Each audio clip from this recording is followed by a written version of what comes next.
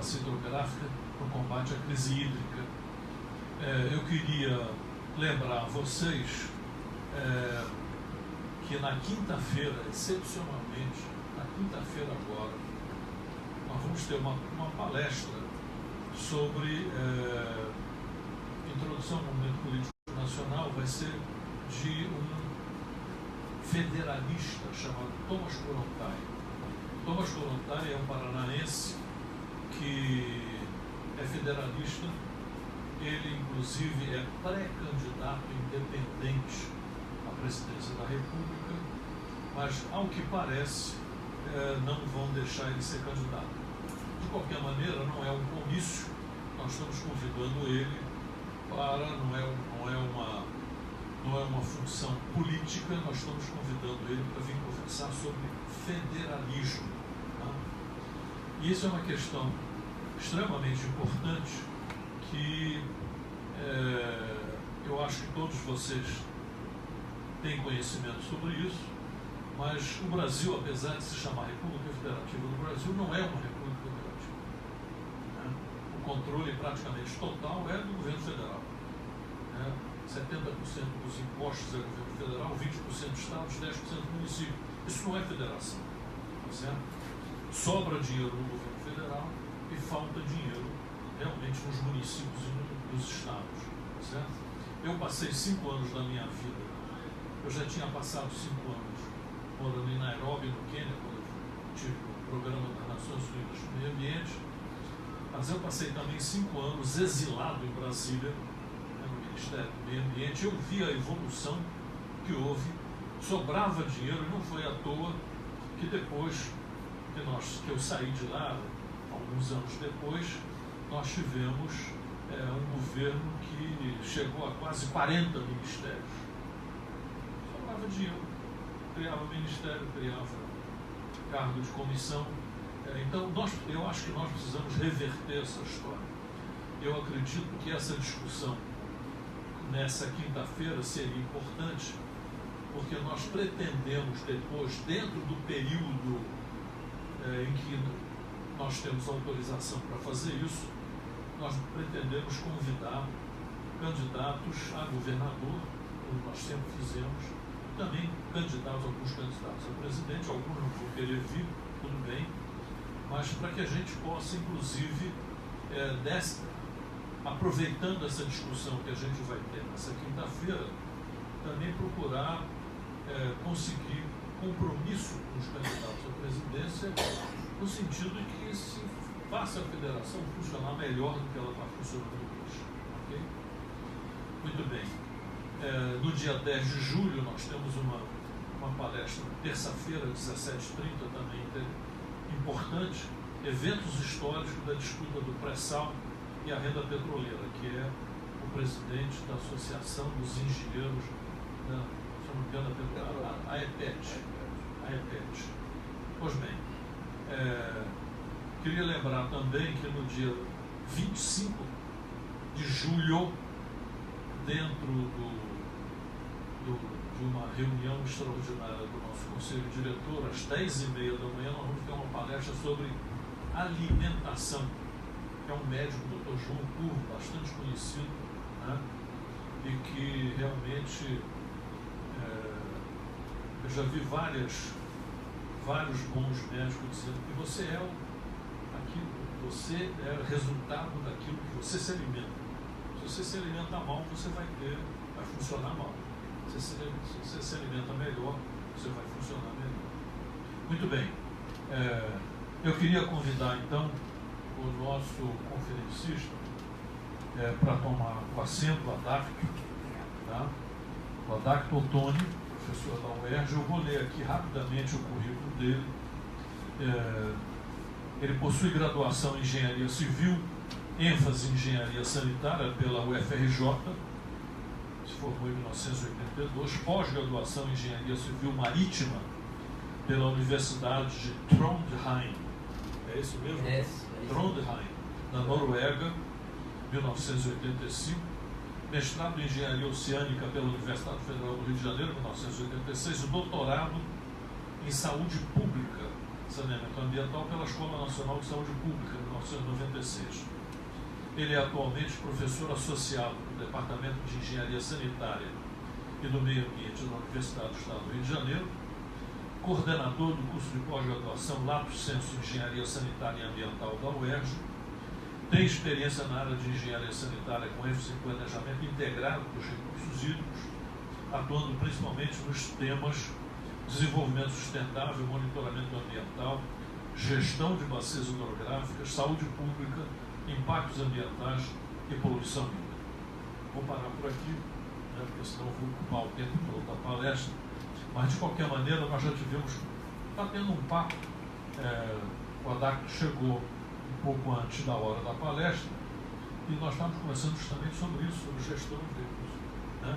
E ele tem ideias muito apropriadas, que eu considero bem corretas sobre como resolver essa questão, como ajudar a resolver essa questão, ok? Então, minha gente, eu vou deixar o Dr. Simvaldo Oliveira Filho, que é o nosso diretor técnico, na coordenação depois das perguntas. Eu passo então a palavra ao meu amigo Adacto.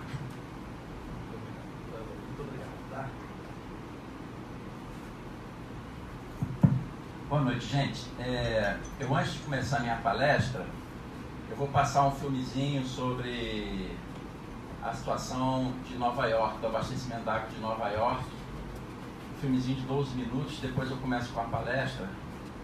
E Nova York teria que gastar 10 bilhões de reais, 10 milhões de dólares para construir uma estação de tratamento de água para viabilizar o abastecimento da cidade. E não é uma cidade pequena, é uma cidade maior que o Rio de Janeiro, com todos os problemas da grande cidade.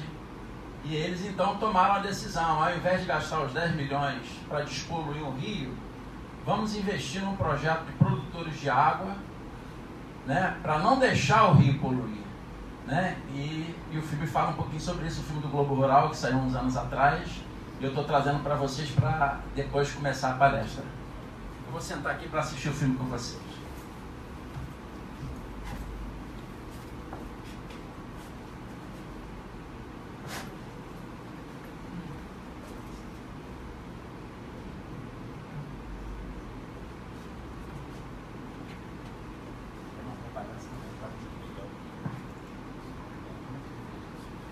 Sobre conservação de nascentes, mostradas nos 2 últimos domingos, geraram essa pilha de mensagens que eu tenho aqui. Olha só, é gente que elogia os exemplos de Extrema e Baependi, em Minas Gerais, e gente que convida o Globo Rural para conhecer outros casos de preservação em vários estados. A gente agradece a todos que escreveram. E hoje o Nelson vai um pouco mais longe, né, Nelson? Então, Ellen, esses projetos que nós vimos aqui no Brasil estão nascendo agora. Hoje nós vamos conhecer uma experiência que já completou 18 anos, já ganhou maioridade e inspirou outras experiências mundo afora. Com o repórter cinematográfico Francisco Marquezoli Júnior, vamos para Nova York.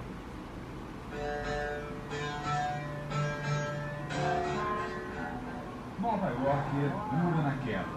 Estremeceu com o ataque às Torres Gêmeas em 2001, se corrói com problemas crônicos de lixo, desemprego, violência, intermináveis engarrafamentos de trânsito, foi varrida pelo vendaval financeiro de 2008, mas a cidade mantém de pé o seu charme, sua fama. É o lugar mais procurado pelos turistas, 40 milhões de visitantes por ano. Entre os inúmeros encantos que fazem a fama de Nova York, pouca gente sabe de uma das coisas mais preciosas que a cidade tem. É a excelente qualidade da água. Graças a uma bem bolada parceria com fazendeiros e proprietários de terra, Nova York até hoje não tem estação de tratamento, só de filtragem. O povo aqui bebe a água pura da montanha e direto da torneira. Casa da família Nikolaevski, periferia de Nova York. Dá para imaginar no Brasil uma cena assim? E para servir uma visita, o Sasha Nikolaevski, empresário, viaja o mundo todo vendendo máquinas, não tem peso de encher a jarra na torneira e levar direto para a mesa. Vocês sempre bebem da torneira? Yes. Desde criança, aprendi assim. Meus vizinhos, meus amigos, a gente confia. Até em restaurante, a primeira coisa que fazem é trazer uma jarra de água da torneira. Sasha só não se surpreende com o fato de ser notícia para nós, o que é comum para ele, porque é casado com uma brasileira, a dentista Luciana. Se conheceram num voo.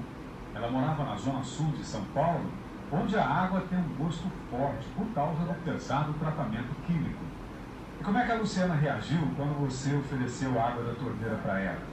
Ela olhou pra mim assim, meio desconfiada. Não queria tomar. Perguntei, eu falei, mas como assim? Da onde vem a água? Ele me explicou que era de uma reserva natural. É fresca, como uma manhã de verão. O sol nascendo entre as árvores. O gosto é ótimo, né? O cabelo fica mais bonito, a pele fica mais macia. A água é realmente muito gostosa aqui.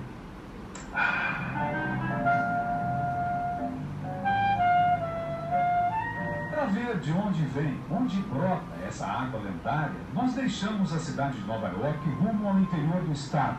Acompanhe o percurso no mapa. Saímos do nível do mar e subimos cerca de 200 quilômetros, como se fôssemos para o Canadá. No meio do caminho, a 1.200 metros de altitude, ficam as montanhas de Catskill. As montanhas de Catskill não estão entre as mais conhecidas dos Estados Unidos, como a dos Apalaches, as Montanhas Rochosas. Mas aqui fica uma cidade fundada há mais de 200 anos.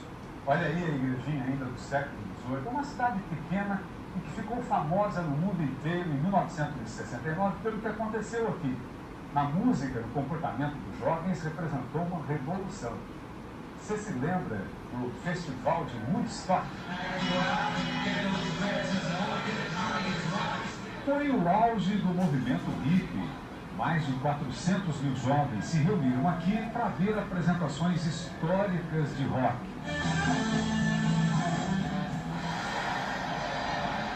Hoje, quase 40 anos depois, as lembrancinhas do festival é que alimentam o comércio da cidadezinha de Woodstock. Roupas, colares, posters. Na nossa rápida passagem, encontramos um rico tardio à porta de uma lojinha, Rick J. Eu sou da segunda geração de Woodstock. Vim pra cá quando cresci. Alguém aqui tem que manter vivo o nosso velho símbolo de paz e amor, né? A propósito, é um documentário sobre o movimento hippie? Não, é sobre a água de Catskill. Ah, cara, é a melhor água do planeta. Mas por favor, não divulgue isso, porque senão vai encher de gente aqui outra vez. O que nós precisamos é proteger a nossa água. Olha aí a água que o hippie quer proteger e que chega lá embaixo na casa do Sasha e da Luciana. Na verdade, essas nascentes estão protegidas há mais de um século. Ficam dentro de um parque que o estado de Nova York criou em 1904.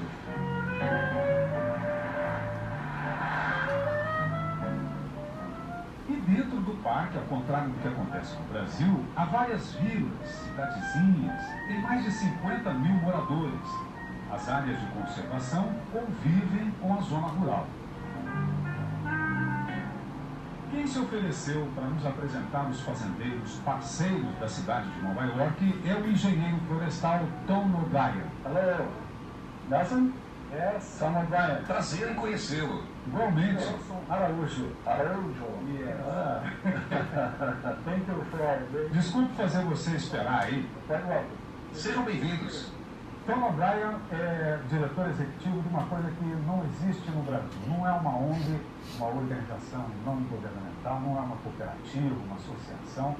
É um conselho formado por proprietários rurais que já investiu mais de 100 milhões de dólares em benfeitorias aqui nas fazendas das montanhas de Catskill.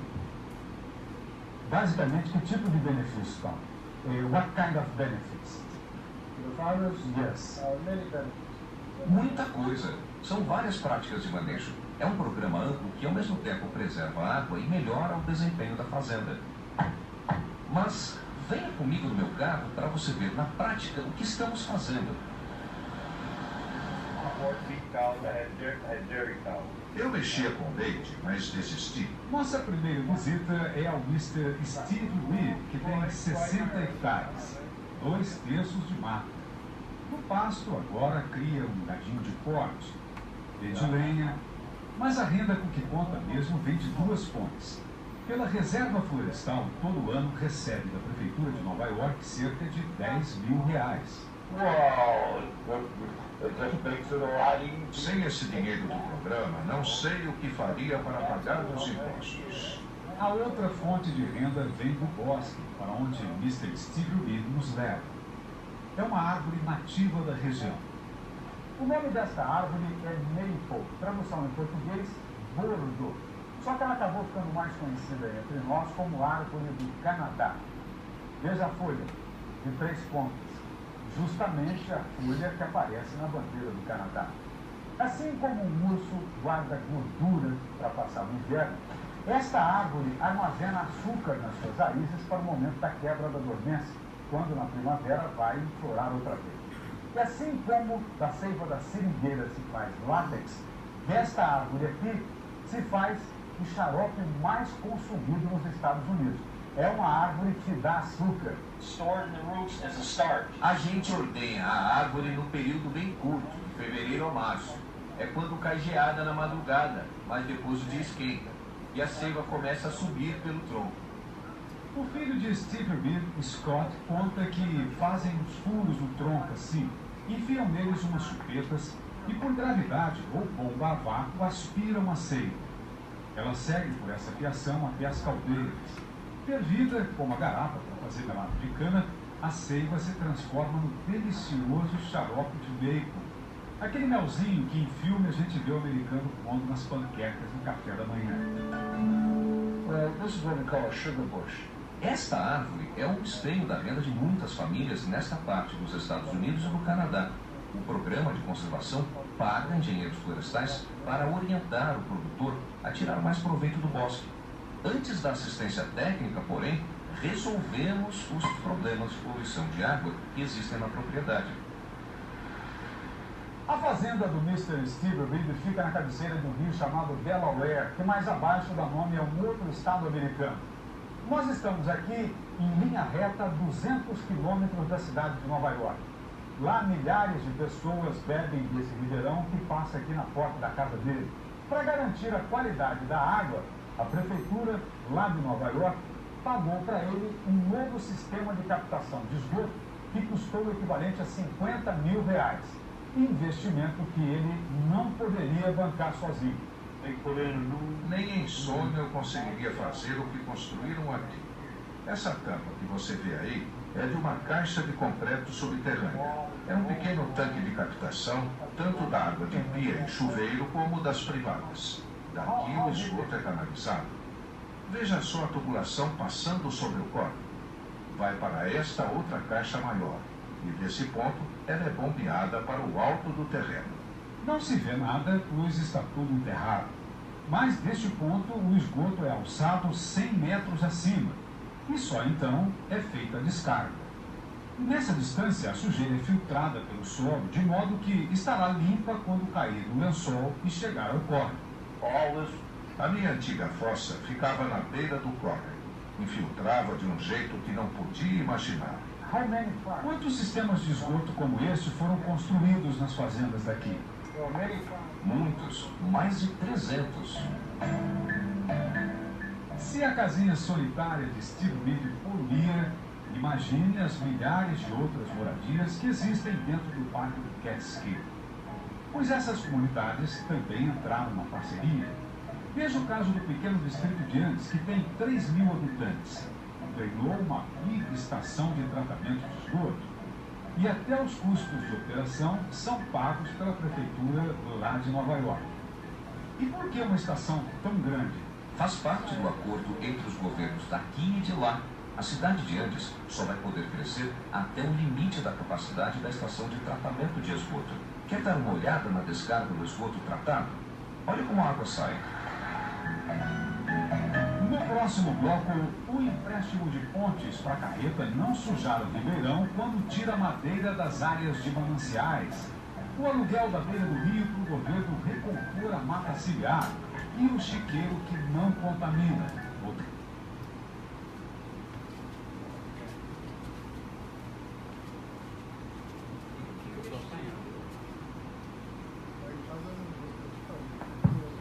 Bom, gente, só para vocês terem ideia, com todas essas intervenções feitas pela Prefeitura de Nova York em toda a bacia hidrográfica do manancial que abastecia a cidade de Nova York, né, construindo estação de tratamento de esgoto na cidade de Catskill, construindo sistema de fossas, filtro de sumidouro em todas as residências, dando orientação técnica nas atividades agrícolas, pecuárias, para que o gado não gerasse contaminação nem pisoteamento da área reflorestada e etc., foi de 1/7 do valor da estação de tratamento. No programa seguinte ele explica isso. Em vez de gastar 10 milhões de dólares para construir a estação de tratamento de água, eles gastaram 1,5 milhão de dólares para fazer isso tudo, com a vantagem que eles despoluíram o rio, vocês viram a qualidade do manancial, e regularizaram o regime do rio. Então aumentaram a quantidade de água e melhoraram a qualidade.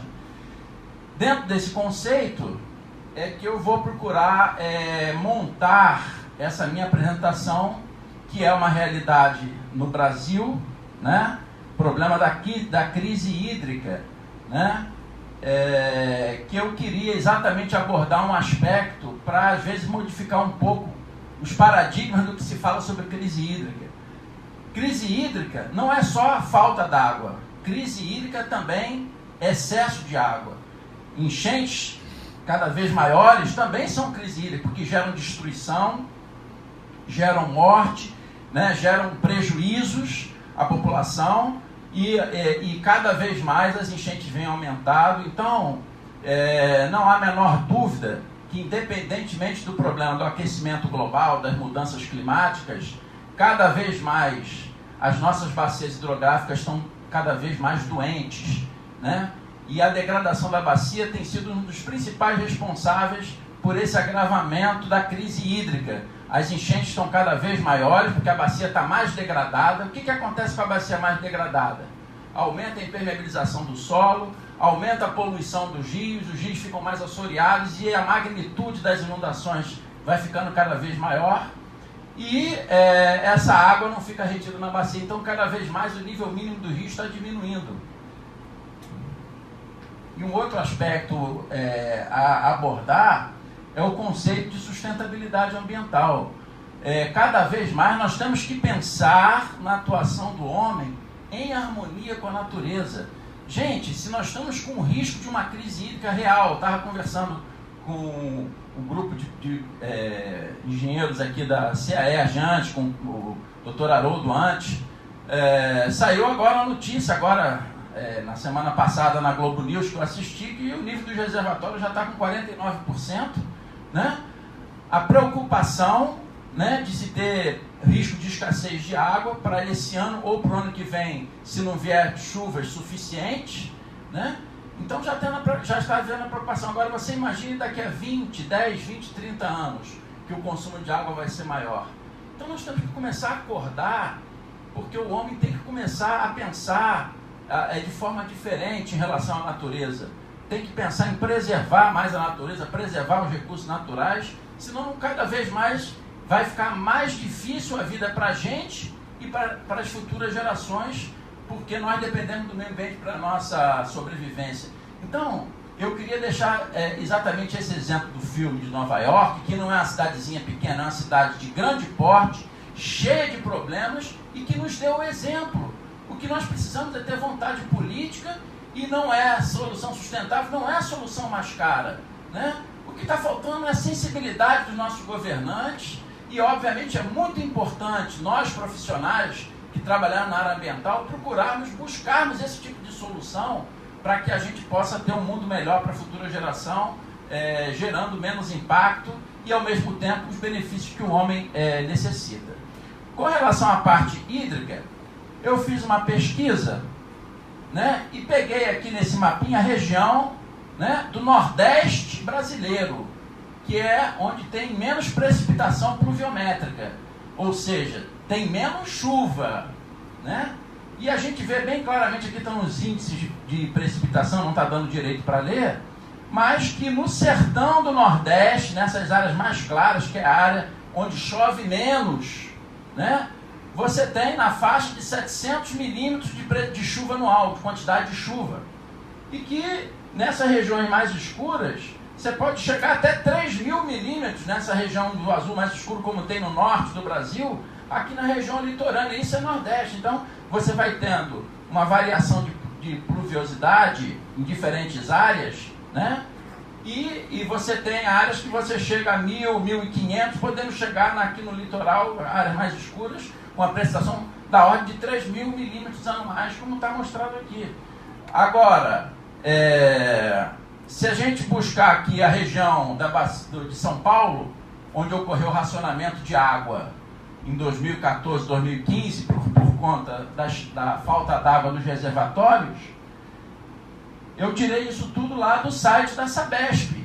Não estou inventando moda.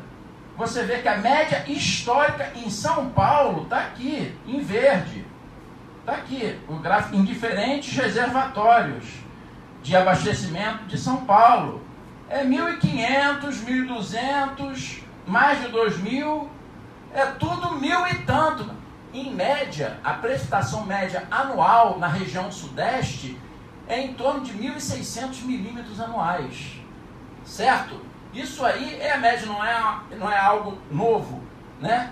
O que aconteceu a gente vê bem claramente em 2014, aqui ele mostra esse gráfico, 2013, 2014, 2015. 2014 choveu um pouquinho menos, aqui, mas 2015 já recuperou, já estamos com quase 1.500 de novo, que é essa cor laranja.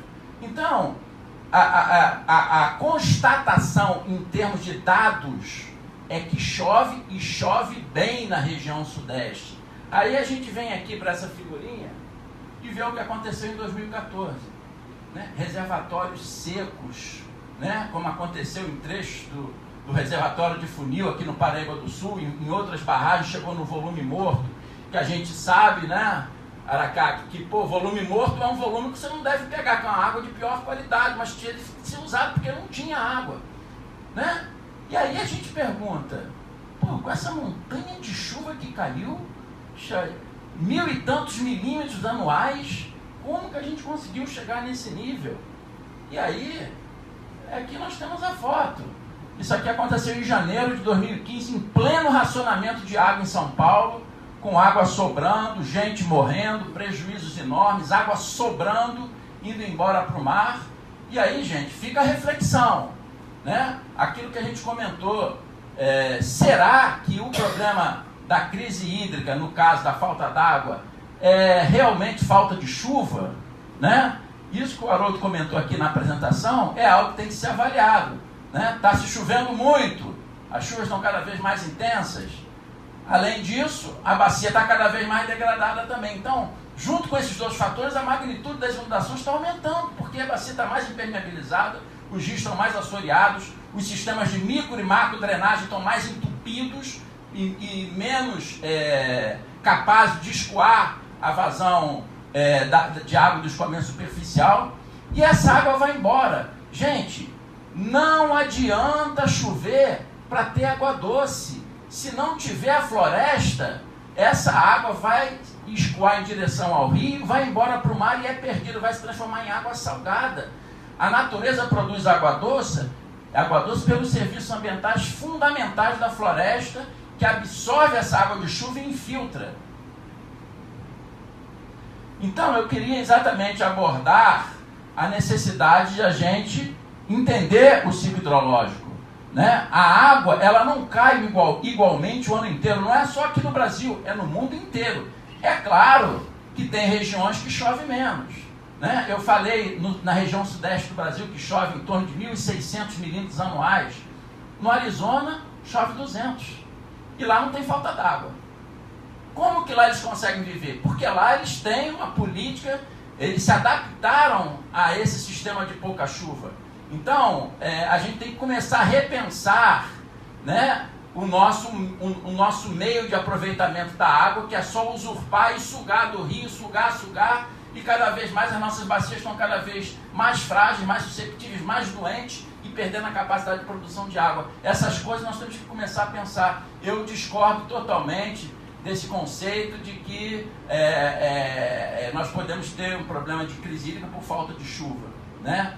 Muito mais por falta de gestão, e é isso que eu quero levar aqui. O ciclo hidrológico nos mostra que você tem a precipitação, que é o input de toda a água doce, mas que nessa precipitação, parte dessa água escoa superficialmente vai para o rio, parte infiltra, alimenta o lençol freático, que alimenta os rios, e os rios vão em direção ao mar. E toda essa parte que evapora das superfícies líquidas, do solo e da evapotranspiração do vegetal volta para a atmosfera, e aí os ventos empurram, principalmente no oceano, onde 3/4 do planeta é água, em direção ao continente, formando as nuvens, que é água líquida, e quando essas nuvens, as gotas, as gotículas ficam maiores e mais pesadas, é deflagrada novamente a precipitação. Então, acontece que essa precipitação, em média, você tem de 4 a 5 meses de período chuvoso, e 7 a 8 meses de estiagem. Todo ano esse ciclo se repete, a chuva não é contínua.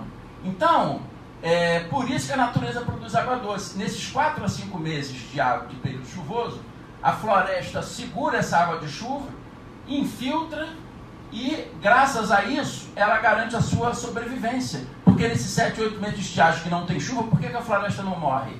É porque ela vai buscar água subterrânea. A franja capilar sobe nessa infiltração e ela vai buscar essa água. É assim que a natureza consegue manter o seu equilíbrio. E ao fazer esse serviço ambiental visando a sua sobrevivência, a floresta garante a vida dos rios, porque ela alimenta o lençol freático alimenta o rio. Então, é um sistema totalmente sustentável e permanente.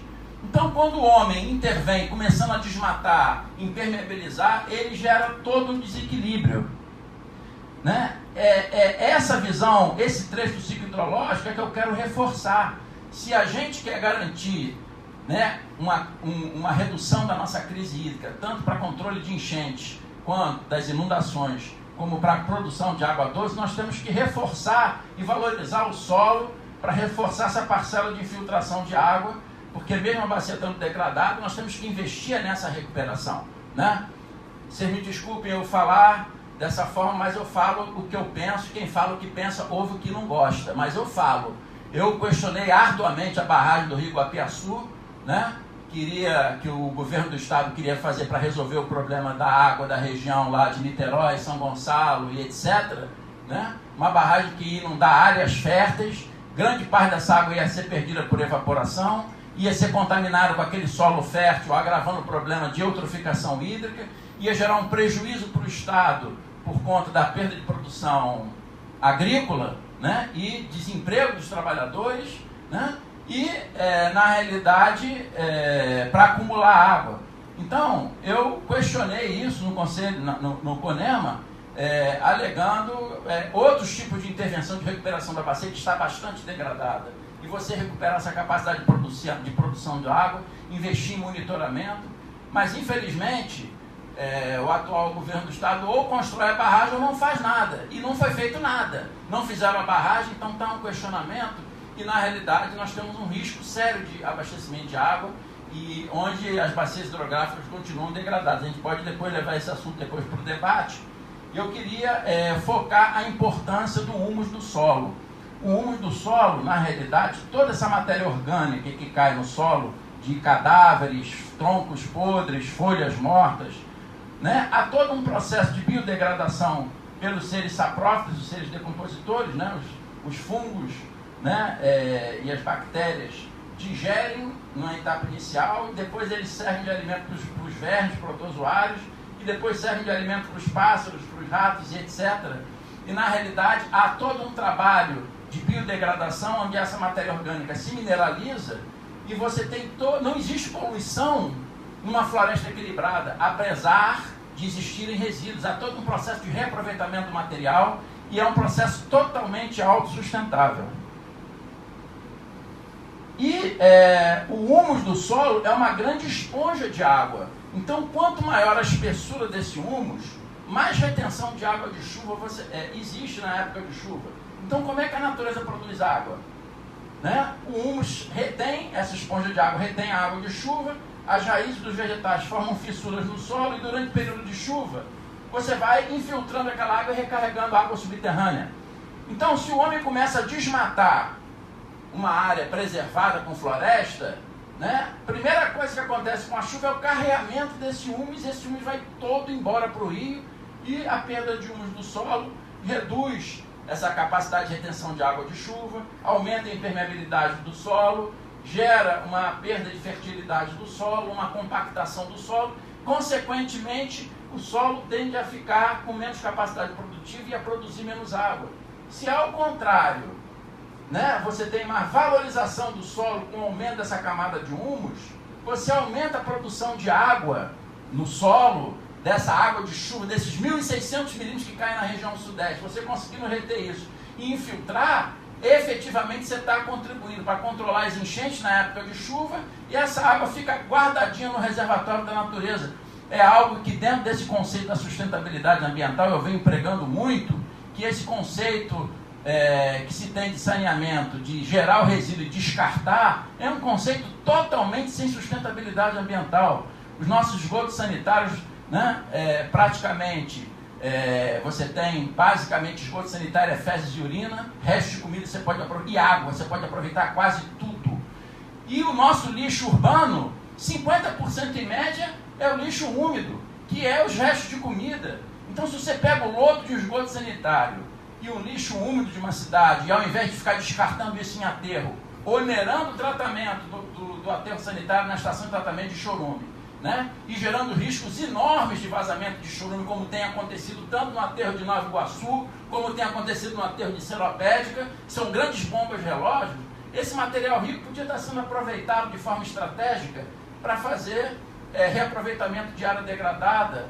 Você evita o descarte e o custo do descarte que nós temos, a poluição ambiental desse descarte em aterro, e começa a valorizar a nossa bacia hidrográfica, que está precisando cada vez mais, os solos são mais estéreis e com menos matéria orgânica. Então o saneamento integrado pode vir ser uma solução para a água, porque você deixa de poluir, descartando o meio ambiente, e aumenta essa capacidade de produção de água doce.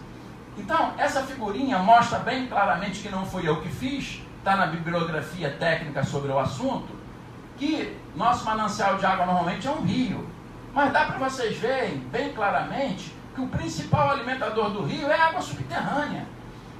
A melhor forma de preservar um manancial de água é protegendo o solo. Não necessariamente para captar água subterrânea, porque quando há aumento da recarga da água subterrânea, você começa a regularizar a vazão do rio, porque você reduz o escoamento superficial na época de chuva, reduzindo as enchentes, e na época de estiagem que não chove, o rio vai ter mais água. Então, essa é a visão sustentável, né? Eu estava conversando também com o Haroldo antes, vamos pensar em dessalinizar água do mar, legal, mas muito antes de pensar em fazer tratamento terciário de esgoto, que é caríssimo, que lá em Israel vale a pena fazer, que lá não chove. No Arizona vale a pena, que lá não chove. Então, você fazer um tratamento terciário de esgoto, transformar esgoto sanitário em água potável, para fazer recarga de água subterrânea, vale a pena você investir. Agora, você dessalinizar na Espanha, em Israel, vale a pena, que lá não chove, são áreas desérticas. Agora, gente, você gastar, fazer um tratamento de salinização de água do mar em região que chove 1.600 milímetros, não existe isso. Eu sou contra. Não que seja uma tecnologia errada, mas não é o prioritário. O prioritário primeiro é recuperar nossas bacias hidrográficas, que elas estão realmente sem capacidade de produção de água. Então, fica bem claro, né, que quando você tem uma vazão, um hidrograma de um rio, né, aqui está a minha bacia hidrográfica do meu rio, então o rio principal, os seus afluentes, os subafluentes, né? Suponho que eu vou fazer uma captação de água nessa seção exutória aqui. Então a vazão de água nessa minha seção do rio, ela vai ter a contribuição de toda a bacia hidrográfica, vai contribuir para aquele rio.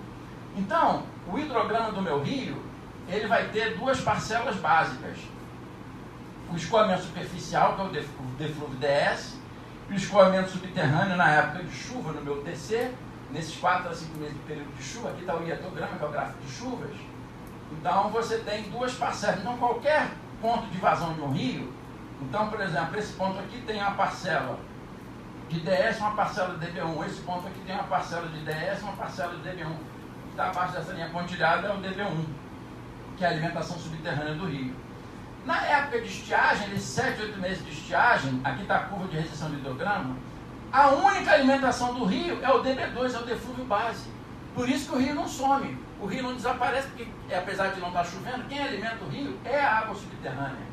Então, se nós tivermos a sabedoria de atuarmos para reduzir o meu DS aqui, você reduz as enchentes nesse período de chuva e acumula na água subterrânea para nesse período de estiagem você aumentar a vazão mínima do rio. É o que eu vou procurar explicar aqui na minha abordagem, não só para abastecimento de água. Você vai ter mais água para geração de energia hidrelétrica, vai ter mais água, né, para irrigação das culturas, que também na estiagem você tem problema de escassez. Como a prioridade é abastecimento humano, vai sobrar para quem? Vai sobrar para irrigação. Se a prioridade é ter o abastecimento humano, vai começar a dar problema na irrigação, você precisa de água na estiagem também para irrigar as culturas. E aí, fica aquela pergunta, né? Pô, se os reservatórios estão todos secos, houve erro de projeto, né? Quando você vai dimensionar uma barragem, você vai dimensionar para o volume morto e vai dimensionar para o volume útil, seja uma barragem sem controle hidráulico ou uma barragem com controle hidráulico, tá? Mas aqui está mostrando os vertedores da barragem. Mas na realidade, você dimensiona um volume útil para atender naquele período onde chove menos do que a vazão do rio é menor do que o consumo, você acumula água na barragem durante o período chuvoso, para nos períodos em que a vazão de consumo para atender a população for maior que a vazão mínima do rio, você complementar o abastecimento, certo? E você, obviamente, né, você tem aqui a vazão média do rio, que é você integrar o hidrograma. Você vai ter um deflúvio, que é um volume, vazão é volume sobre tempo. Multiplicando por tempo, que é o eixo horizontal, você tem volume. Se você dividir esse volume total pelo tempo total, te dá uma vazão média, que é uma vazão fictícia. A vazão média significa, é a vazão máxima regularizável, é a quantidade máxima de água que o rio pode produzir. Então, o que eu posso atender para o abastecimento d'água? Eu não vou poder secar o rio, não vou poder tirar toda a vazão, senão o rio seca. Eu tenho que abater a minha vazão ecológica, para o rio não secar e manter a sua biodiversidade, abater os outros usos, e aí eu vou saber com precisão o que eu tenho de água que eu possa atender para o meu abastecimento, seja de energia hidrelétrica, seja de água e irrigação. E, obviamente, se eu não tiver água suficiente, eu vou ter que buscar de outro manancial. Mas, na realidade, quando eu vou regularizar o rio, eu vou regularizar para aquela quantidade de água que o rio pode me fornecer. E, em cima disso, você dimensiona o volume útil do reservatório, tendo uma vazão mínima no rio, que você vai acumular nesse período de déficit. O que está acontecendo que ninguém fala? A vazão mínima do rio está diminuindo. Por quê? Então, quando o cara projetou essa barragem de Itaipu, de Usina do Funil e as outras barragens, você tinha um certo tipo de ocupação do solo. Mas à medida que o tempo está passando, o desmatamento está aumentando, a degradação da bacia está aumentando e a consequência disso é a redução da vazão mínima. Então, cada vez mais, a capacidade desses reservatórios está subdimensionada, porque quando eles foram construídos, você tinha mais infiltração de água na bacia e, obviamente, você tinha um projeto mais bem adequado. Hoje em dia, essas barragens estão todas elas desajustadas, porque a vazão mínima do rio está menor e cada vez mais o risco de você ter volumes de água cada vez menores no reservatório é uma realidade. Como é que a gente vai poder reverter essa situação? Se a gente investir na recuperação da bacia hidrográfica. A maioria da bacia hidrográfica dos nossos reservatórios estão degradadas e nós estamos com risco sério de um colapso de água. Então é isso que está acontecendo. O desmatamento começa a gerar erosão do solo, você começa a assorear o rio, o solo vai ficando cada vez mais estéril, com menos capacidade de produção de água. E essa figurinha mostra tudo. Hoje em dia, o solo está sendo compactado, o runoff está aumentando e não está infiltrando mais nada. Vamos abrir os olhos para a realidade. Essa é a realidade que não está na televisão. Na televisão, né, tanto o INEA quanto os órgãos ambientais de São Paulo e das demais áreas se limitam a medir nível d'água mínimo de reservatório. Mas ninguém avalia o programa de ação ambiental das bacias, você está com valores cada vez maiores de runoff e não está infiltrando mais nada porque não tem mais a floresta. Então, gente, nessa entrevista da Globo News, que eu assisti na semana passada, eles foram chamar um cara lá de São Paulo para ser entrevistado. E aí eles deram a informação dada pela Sabesp, que nós estamos com o nível de água dos reservatórios hoje em São Paulo abaixo de 49%, e já há o alerta de risco, né, de problemas de água, né? E a gente sabe, a consequência disso é racionamento, elevação de tarifa, né? Só que, nesses dados da Sabesp, quando chegou no início do ano, a Sabesp informou que o nível d'água dos reservatórios lá do sistema Cantareira estava a 120%, a 105%, e o repórter que não entende nada de hidrologia e de engenharia de recursos hídricos perguntou para o técnico que foi chamado lá para dar entrevista: ué, 120% do nível, está além do nível máximo? E aí o cara respondeu, está lá na Globo News, para você não falar em que eu menti, está lá, só você pegar na Globo News. Não, a Sabesp deu um dado com uma informação errada, ela deu uma informação supervalorizada para não causar alarde na população, e na realidade não é nada disso. Quer dizer, ficam dando uma série de informações à população que não entende, o repórter que não entende. Na realidade, o que aconteceu? Ficou assim 120%, mas na realidade, na época de chuva, a água toda vai pelos vertedores, vai embora. O que ultrapassa o 100% não fica retido no reservatório. Ele vai para o vertedor, aquela estrutura que eu mostrei ali, e vai para jusante. Acabou a chuva, o reservatório baixa o nível rapidamente, que aquela água está sendo consumida. E na realidade era uma água vital que foi perdida, porque a bacia está toda impermeabilizada.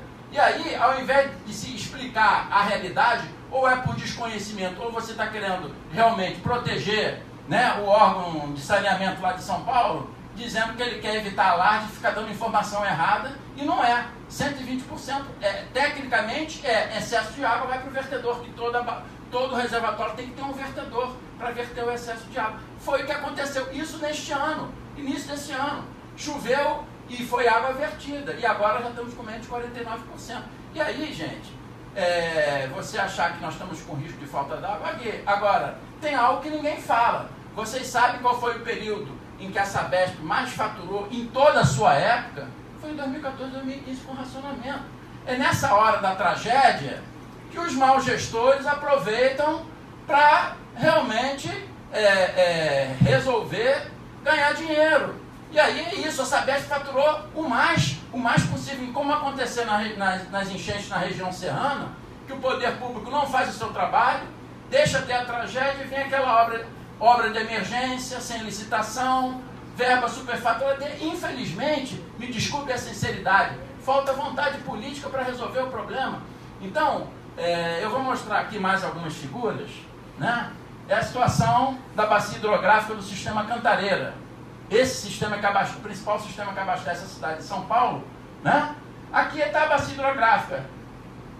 Essas áreas todas em azul são os reservatórios do sistema Cantareira, reservatórios de água. Está aqui, gente. A área em rosa, está aqui. A área em rosa. Pasto abandonado. Área abandonada é a área toda impermeabilizada, a área toda abandonada. É o principal manancial que devia ser tratado, né, como um grande tesouro, como fez Nova York, mas infelizmente o principal manancial de São Paulo é essa situação. Pelo menos foi essa imagem eu tirei da internet na crise em 2014, 2015, e mostrei isso aqui na época. O CAES me chamou para fazer uma discussão sobre a transposição do Paraíba do Sul para São Paulo, e eu apresentei esse gráfico para exatamente mostrar que o problema não era necessariamente por falta de chuva. A bacia do Paraíba, a bacia do sistema Cantareira está toda assim, toda cheia de erosão, toda desmatada. A Sabesp está começando, eu já denunciei isso para o Ministério Público Federal, algumas ações de reflorestamento, mas não adianta reflorestar. Qual o percentual de reflorestamento? E esse reflorestamento está tendo efetividade? Então tudo isso tem que ser avaliado. Voltando aqui para o estado do Rio de Janeiro, o principal manancial do estado é o Rio Paraíba do Sul, e essa é a realidade nua e crua. Aqui está o Rio Paraíba do Sul, que nasce em São Paulo, passa pelo Rio de Janeiro, aqui está a parte de Minas. O que está em amarelo, que é 70% da bacia do Paraíba do Sul, é exatamente área de pasto abandonado, campo pastagem, está aqui, ó. Campo pastagem como lá no sistema Cantareira. Tudo degradado. Olha aqui a região de Minas, do Paraíba do Sul. Olha a região do Norte, do Noroeste Fluminense, está tudo careca. A região lá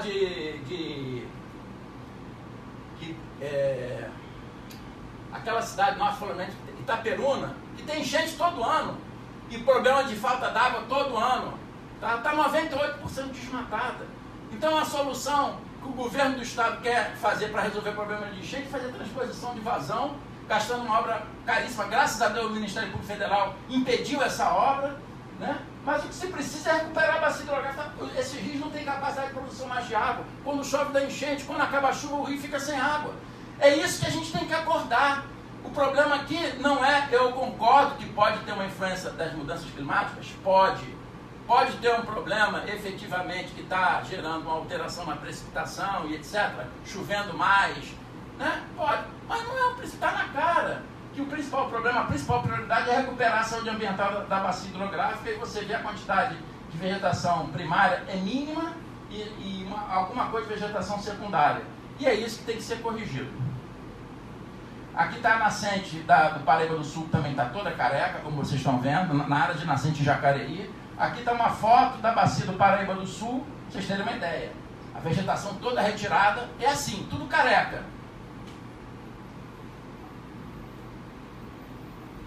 Isso aqui, essa tabelinha com o coeficiente de Ranoff, só para mostrar a você. O coeficiente de Ranoff é o coeficiente de escoamento superficial. Numa área asfaltada, por exemplo, o Ranoff chega a 0,8, 0,9. Numa área de floresta, está aqui embaixo, é 0,15, 0,20. O que significa isso? A mesma chuva só escoa superficialmente 15 a 20%, 80% infiltra. Então, é assim que a natureza produz água doce. Então, o que nós temos que fazer? Procurar entender o ciclo hidrológico, entender como a natureza produz água e buscarmos soluções de engenharia que imitem a natureza. É isso que eu tenho pregado e tenho levado aqui para a CEAERJ. Nós temos que começar a discutir soluções sustentáveis para resolver os problemas do ser humano. Não é sugando a natureza que ele vai resolver seus problemas. Sem o apoio da natureza, o homem vai colocar em risco cada vez mais a sua sobrevivência e o seu futuro. Então nós temos que recuperar as bacias hidrográficas para controlar enchentes e secas com as mesmas intervenções. Esse gráfico aqui eu fiz com um aluno meu da UERJ, no Rio Paraíba do Sul, lá em Volta Redonda, que é uma seção que não tem influência de remanso de reservatório, onde ele pegou os dados da ANA, estão tudo no site da ANA, que é a Agência Nacional de Águas, e os meus alunos plotaram aqui em cima é o gráfico de chuva no Paraíba do Sul, em vermelho é o gráfico de vazão, só para vocês terem uma ideia. Chegou, olha aqui, chega a vazão até próximo de 1000, certo? Paraíba do Sul. O que aconteceu? Então, aqui em 2010, a vazão média do Paraíba do Sul foi, a vazão média, 390 metros cúbicos por segundo. Em 2011, isso em Volta Redonda, antes da transposição para o Rio Guandu, tá?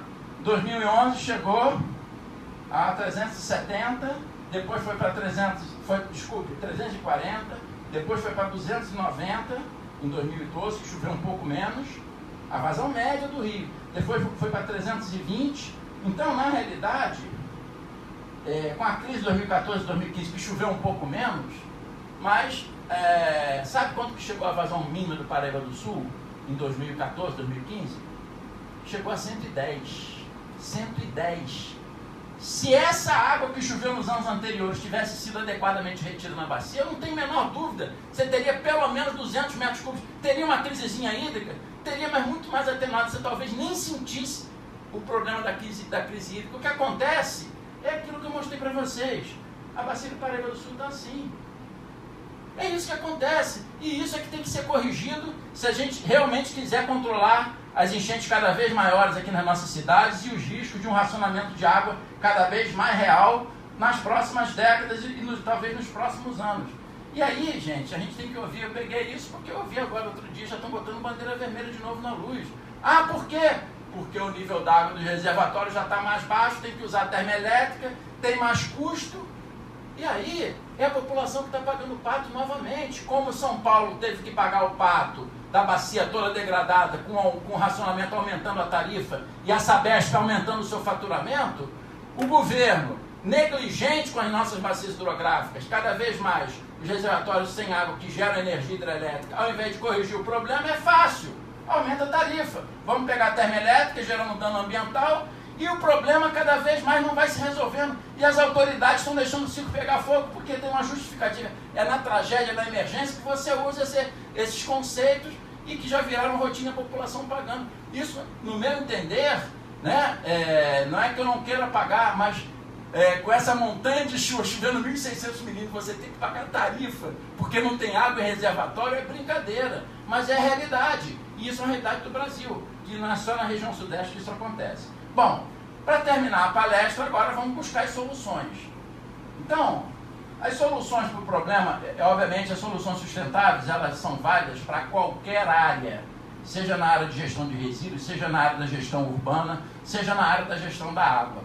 Especificamente, que eu acho que essas soluções que nós temos sempre que buscar como engenheiros, como arquitetos, vamos buscar para resolver um problema de engenharia, você tem várias alternativas. Vamos buscar aquela alternativa que seja mais sustentável. Por quê? A alternativa sustentável, ela tem que ser ecologicamente viável, ela não pode degradar a natureza, senão ela não é sustentável. Tem que ser economicamente possível, senão ela não é sustentável. Solução cara não pode ser sustentável. Você pode botar uma solução um pouquinho mais cara para uma prefeitura mais rica, agora, se não tiver viabilidade econômica, aquela solução não é sustentável. Então, tem que ter viabilidade econômica e tem que ser socialmente desejável. É o que eu falei da barragem do Guapiaçu, por exemplo. Como uma solução dessa pode ser sustentável? Se está desempregando uma porção de agricultores, se está gerando contaminação da água do rio, né? Se é uma solução que vai gastar 500 milhões de reais, com a metade desse dinheiro, você faria várias atuações de recarga na bacia, vários reflorestamentos, um bom programa de monitoramento, produzindo muito mais água. O grande problema da solução sustentável, no meu entender, é esse aqui, ó. O mal político não gosta disso. É esse o problema. Por que não se faz solução? Se a solução é mais barata, é melhor para a população, é melhor para o meio ambiente, é que os nossos políticos não estão nem aí para a população, não estão nem aí para o meio ambiente. O que vale é a solução mais cara, infelizmente, para alimentar a corrupção, o caixa 2, e aí vem essas grandes obras que a gente vê por aí, das grandes barragens, dessas grandes transposições de vazões faraônicas, que é isso que o mal político gosta. Nenhum mal político vai se interessar em fazer coleta seletiva e reciclagem de lixo, porque não dá para roubar. Não dá para roubar, fazer reflorestamento, não há interesse. E nós temos que começar a discutir isso, porque essa é a solução do problema, que é melhor para a sociedade e que é melhor para o meio ambiente.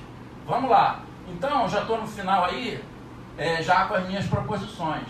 Então, uma solução sustentável para a água é você, nas áreas rurais, que na área urbana já está toda ocupada, mas nas áreas rurais, você gerar uma gestão sustentável do solo. Por exemplo, nas áreas de APP, que são as áreas mais íngremes da bacia, onde você não consegue plantar, onde você não consegue ter gado, porque realmente aquelas áreas são desfavoráveis para isso, o Código Florestal já prevê, você tem que ter vegetação nativa.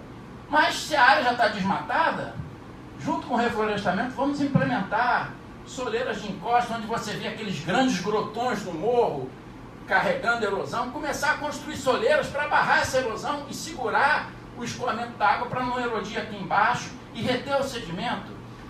Nas áreas intermediárias da encosta,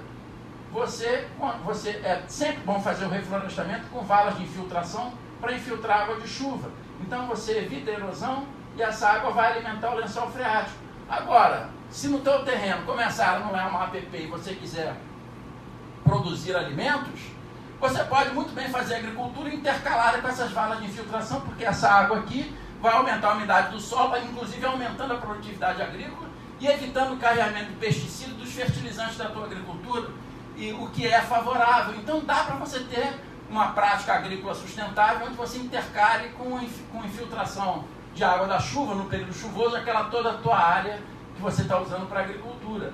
E mesmo nessas áreas planas e baixas, onde se costuma usar muito para pecuária, você faz um diquezinho nessa parte mais baixa, na hora da chuva, toda aquela planície fica lotada de água, fica toda inundada, e essa água não vai para o rio. Depois de algumas horas, aquilo tudo infiltra no terreno, e obviamente na hora da chuva o gado sobe para áreas mais altas, e você também está reforçando o pasto, que você está aumentando a umidade, melhorando a produtividade, e essa água deixa de ir para o rio E você protege também a vegetação ciliar, a faixa marginal de proteção do rio, com vegetação ciliar, que é fundamental para o rio, né? As áreas de nascente são as mais íngremes, é fundamental na recarga de água dos mananciais, nas nascentes, e a vegetação ciliar, por isso que a APP é fundamental no rio, porque ela evita a poluição de origem difusa, que ela protege o rio contra todo o material de erosão, de poluentes que cheguem, ela evita a entrada.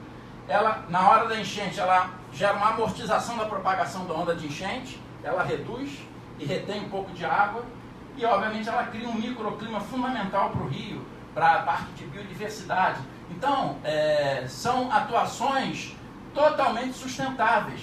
E obviamente aquele tripézinho da sustentabilidade está aqui, porque você está ajudando a proteger o meio ambiente, você está fazendo com uma obra artificial o que a floresta faria. Como você não tem mais a floresta, você pode fazer uma obra de engenharia. Obra de engenharia não precisa ser obra cara, não precisa ser obra faraônica domando a natureza. Ela pode ser uma obra bem ajustada com a natureza e que gere benefícios para a natureza, benefícios para o ser humano. E quem que você acha que vai fazer essa obra? É uma grande empreiteira? Não. São pequenas e médias empresas, moradores locais, com assessoria técnicas para poder orientar, como foi o projeto Produtores de Água de Nova York. Então, são procedimentos muito mais baratos do que construir uma grande barragem, que vai produzir água, e que você vai gerar uma regularização hídrica também, que essa água está acumulando água como água subterrânea, ajudando a regularizar o regime do rio.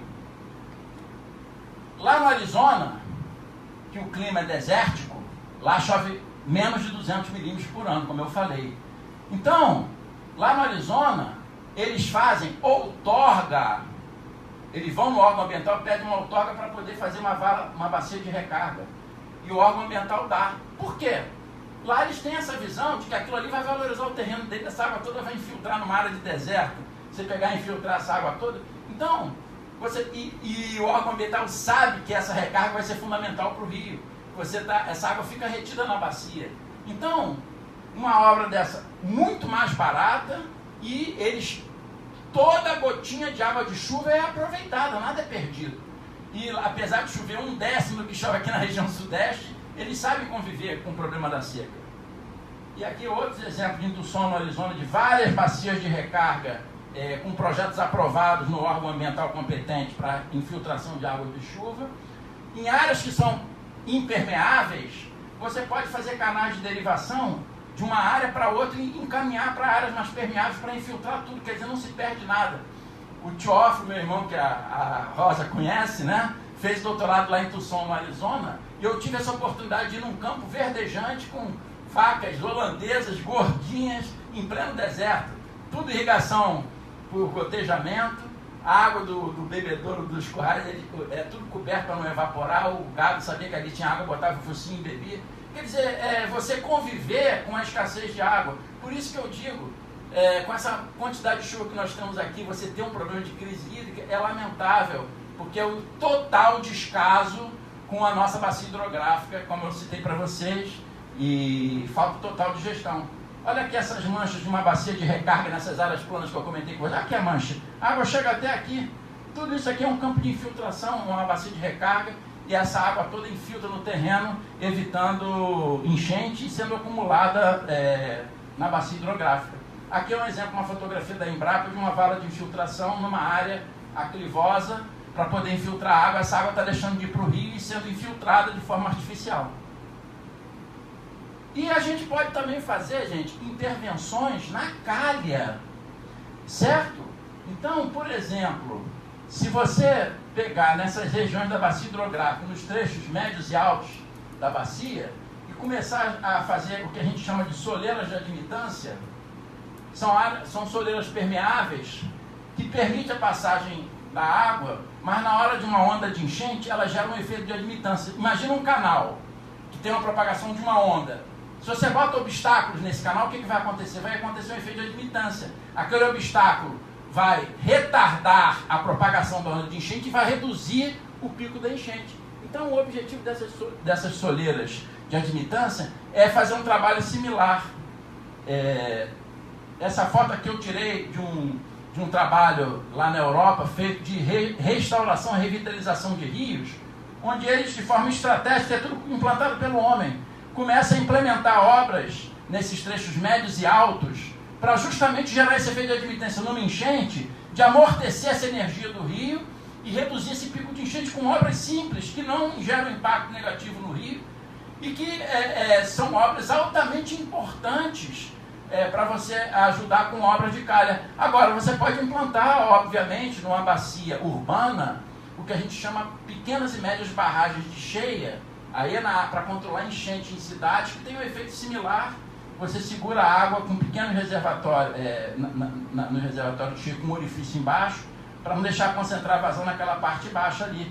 Então, cada tipo de atuação tem uma função, mas são obras sustentáveis muito mais baratas. Por exemplo, no caso das enchentes urbanas, é muito mais barato, ao invés de você construir piscinão, pegando água de transbordamento de rio cheio de lixo de esgoto, você investir em pequenas e médias barragens de cheia lá no morro. São reservatórios, são barragens, pequenas e médias barragens com orifício embaixo, que retém aquele volume de superacumulação na hora de chuva e só deixam sair pelo orifício aquela vazão que o rio pode escoar sem transbordar. Acabou aquela chuva intensa de meia hora, lentamente o reservatório vai baixando. Então, um conjunto de pequenas e médias barragens de cheia acopladas a bacias de detenção na área urbana. O que é uma bacia de detenção? É uma área pública que toda a cidade tem, que você rebaixa de 1,5 m a 2 metros. Então, na hora da chuva intensa, em vez da água da encosta ir para a rua, transbordando a rua, ela vai para essas bacias de detenção, que além de serem áreas de lazer, que na hora da chuva não fica ninguém nessas áreas, elas funcionam como estruturas de controle de enchente para não concentrar vazão no rio. Então você gera vários pequenos volumes de detenção, acabou a chuva, você liga com um orifício, na parte mais baixa dessa bacia de detenção, até a boca de lobo mais próxima, lentamente aquilo é drenado, entra o órgão de limpeza urbana e limpa. Você com isso tem obras muito mais baratas que o piscinão e vai trabalhando na própria bacia com obras que imitam o que a floresta faz. Então, um conjunto de pequenas e médias barragens de cheia acopladas a bacias de detenção, você evita, reduz em torno de 70% da enchente. Mas vamos voltar aqui para o problema de uma área urbana. Toda essa água que você recarregou na água subterrânea, cortou do escoamento superficial, que era escoamento superficial, você recarrega, olha o R, na água subterrânea.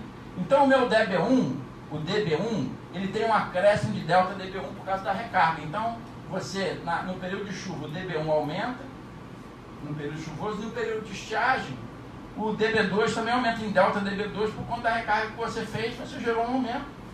E o hidrograma resultante passou a ser esse. Ou seja, você interviu na bacia e o rio responde pela intervenção que você fez. Você reduziu o pico de enchente e o pico de enchente ficou mais defasado do pico da chuva. Então, a enchente fica reduzida e mais defasada na época de chuva e você consegue duplicar, triplicar, quadruplicar ou até mais a vazão mínima do rio, sem fazer barragem nenhuma, só com atuação de recuperação da bacia hidrográfica, natural com reflorestamento ou artificial com obras de recarga. E isso é fundamental e são obras muito mais baratas. Esse que é o grande problema. É difícil implantar isso no Brasil, porque dificilmente vai se conseguir fazer propina com uma obra dessa que não vai haver interesse mal político. Por isso que nós temos que renovar esses políticos. Agora, no final do ano, a gente espera que o Brasil acorde para não votar em político corrupto mais. E eu queria falar um pouquinho também sobre a gestão integrada do saneamento. Isso aqui é uma figurinha que eu tirei de um livro, de uma usina de compostagem para receber o lixo úmido. Esse lixo úmido, numa usina de compostagem, a decomposição é aeróbia, não há liberação de metano para a atmosfera. E, obviamente, os fungos e bactérias, ao digerir essa matéria, tem que ter todo um trabalho técnico, né, de aeração, de umidificação desse material. E esse pozinho que tem aqui é um humus completo que você pode utilizar para fazer recuperação de área degradada, ao invés de ficar descartando em aterro. E, obviamente, isso está previsto na lei. A Lei de Resíduos Sólidos, Lei 12.305 de 2010, ela diz isso. Nós temos que prioridade na gestão é não geração, que é o consumo consciente, a redução de resíduo, que é você aumentar a vida útil do resíduo, e aquilo que você gerar, reutilizar ou reciclar. E a última prioridade é a disposição final, que é o aterro sanitário, nós temos que passar por um tratamento prévio, que você tem queima de gases, etc. Mas a prioridade é essa. Primeiro é o consumo consciente, redução, reciclagem e reutilização. E a parte orgânica, 50% do lixo de uma cidade é lixo úmido, que pode e deve ser reciclado. O esgoto, é a mesma coisa. Uma estação de tratamento convencional de esgoto tem tratamento preliminar, que é gradeamento, caixa de areia, depois vai para o decantador primário, o lodo é retirado e o esgoto tratado vai num tanque de aeração, o lodo aqui é recirculado, e esse esgoto tratado você pode fazer o reuso e o lodo encaminhar para a produção de fertilizante e metano. Isso é algo sustentável. Então, mas o que se faz normalmente? Esgoto tratado, joga no rio. Lodo, joga em aterro. São materiais, materiais que você pode estar reaproveitando. Por exemplo, o lodo, se você encaminha para um biodigestor, as bactérias anaeróbias vão digerindo aquele material, produzindo o metano e o gás sulfídrico, que depois você tem que fazer a purificação desses gases, e você gera um gás combustível aqui, como resultado da biodigestão do esgoto no biodigestor, e depois desse lodo digerido, você pode transformar esse material num composto orgânico de excelente qualidade, ao invés de descartar em aterro. E essa figurinha mostra tudo. Com a atuação adequada de utilização do lodo, você pode transformar o lodo em biogás, utilizando para as casas, como energia elétrica, gás de cozinha, etc., gás natural veicular, e como adubo. É o que se faz e é o que se tem que se buscar. E está cada vez mais difícil descartar. Né? Nós estamos com um problema gravíssimo. Onde que eu vou jogar o lixo? O aterro de Seropédica, 90 km de distância, tem uma vida útil, não sei de quantos mais anos, mas não vai ser mais do que 10 anos. E daqui a pouco, o que a gente vai fazer? E, obviamente, cada vez mais, grande parte desse material poderia estar sendo reaproveitado. Então, está faltando sustentabilidade nessa gestão integrada dos nossos resíduos, né? E o lodo de esgoto aqui é uma usina lá nos Estados Unidos, que eles fazem uma secagem do lodo, um forno em alta temperatura, produzem um adubo completo a partir do lodo. E uma estação de tratamento lá no sul dos Estados Unidos, que fez um sistema também, uma cidade de médio porte, com lagoa de estabilização, que é um processo parado, você só precisa de ar, luminosidade e insolação. O efluente vai para filtros intermitentes de areia para dar um refinamento. O esgoto tratado ou você usa para reuso, ou você descarrega no rio, como vocês viram a estação de tratamento lá da cidade de Catskill de Nova York, a água sai límpida, né? Mas você pode fazer o reuso, que é sempre o mais desejável, né? É o que eu digo. Esgoto, você não precisa de água potável para regar jardim público. Então, lá, por exemplo, no Egito, numa área de deserto, eles conseguiram fazer a aplicação de esgoto tratado num deserto e transformar a área do deserto numa floresta. Então, hoje em dia, nós estamos com um problema de queimadas, é ou não é? Nessa época de estiagem, as unidades de conservação começam a ter fogo espontâneo. Por quê? Porque está no período de estiagem, o solo fica com menos água, a folha começa a ficar seca e começa a ter a queimada espontânea. Se nós começarmos a pensar numa solução de saneamento integrado, onde ao invés de você ficar jogando esgoto tratado em rio, que o tratamento não tira toda a poluição, sobrecarregando o rio, você faz um tratamento primário e secundário para reduzir DBO, tirar aquela poluição maior, e o esgoto já mineralizado pelo tratamento secundário, você pode fazer regar jardim público, fazer uma aplicação controlada em unidade de conservação, que você, além de dar um destino final muito mais sustentável, você está prevenindo essas queimadas espontâneas. É algo que tem que se começar a pensar como solução sustentável, que vai gerar grande benefício para a sociedade. No caso das enchentes, que é um outro tipo de crise hídrica, tem que se começar a pensar em cidades mais sustentáveis, com solos permeáveis, né? Captação de água de telhado, valas de infiltração, são medidas muito mais baratas, que aumentam a permeabilidade do solo urbano e reduz. Você não resolve enchente com uma única solução. É um conjunto de soluções que, no seu todo, geram um resultado positivo. Mas dá para vocês entenderem, se me desculpe a sinceridade, mas se você tiver uma política pública que estimule a captação de água de telhado para reduzir IPTU, baratear o custo do material para implementar isso, obviamente vai reduzir o faturamento das concessionárias de abastecimento de água. Né? Vai reduzir o faturamento. Então tem um interesse econômico aí, porque se todo mundo captar água de telhado e reaproveitar, então por isso que não vai para frente. Por que não vai para frente? Captação de água de telhado é a coisa mais lógica. Lá no Arizona, 100% das casas fazem captação de água de telhado. Por que nós não temos uma política pública? Mesma coisa é a captação de energia solar, que você tem o risco de apagão, é o mesmo caminho. Problema de ocupação desordenada nas cidades, que agrave enormemente as enchentes, áreas de risco de deslizamento em área de APP, ocupação desordenada, construções em faixas marginais de proteção de rios, são áreas de inundação com problemas também seríssimos de poluição dos rios, né? Agravam o problema das inundações. Então, a favelização tem gerado problemas gravíssimos nas cidades, de valão de esgoto, lixo disperso que entope o sistema de drenagem, problemas socioambientais generalizados, né? E, obviamente, risco de doenças e uma série de problemas decorrentes dessa área que muitas vezes está abandonada pelo poder público. Então, uma proposição que eu tenho feito é você cumprir a lei. A lei diz, APP é o quê? Área de preservação permanente. Então, essas áreas mais íngremes da bacia, você não vai resolver problema de deslizamento de encosta botando sirene. Não resolve. Você pode evitar que a pessoa morra, mas tem que botar sirene, com abrigo, tem que ter um sistema, mas não vai evitar o deslizamento. Agora, se você começar, ao invés de crescer horizontalmente desmatando, desapropria áreas próximas onde estão aquelas comunidades, né?